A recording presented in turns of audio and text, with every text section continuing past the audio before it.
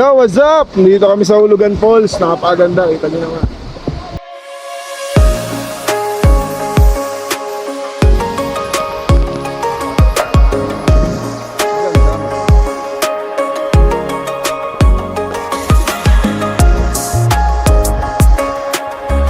Hi guys! Welcome back to the channel. Today's adventure is super exciting kasi pupunta tayo sa isa sa mga pinaka-popular na waterfalls dito sa Laguna. Ang Hulugan Falls sa Louisiana.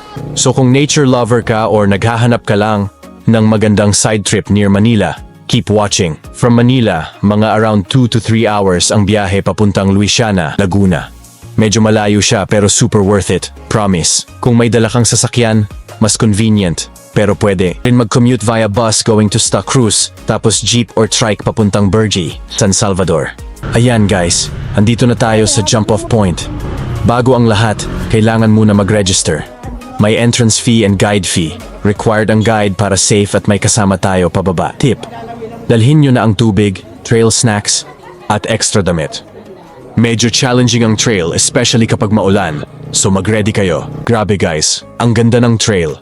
Kahit medyo nakakapagod, ang fresh ng hangin at sobrang green ng paligid. Nature overload.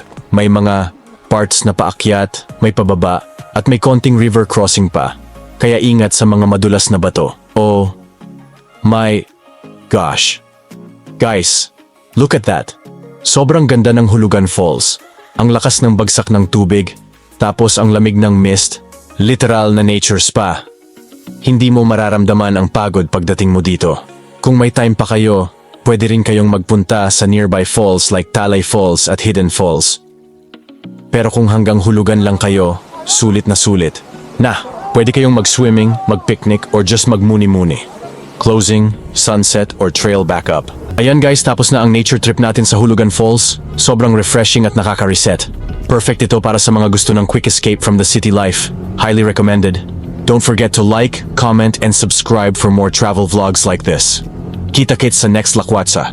Ingat lagi, and stay hydrated.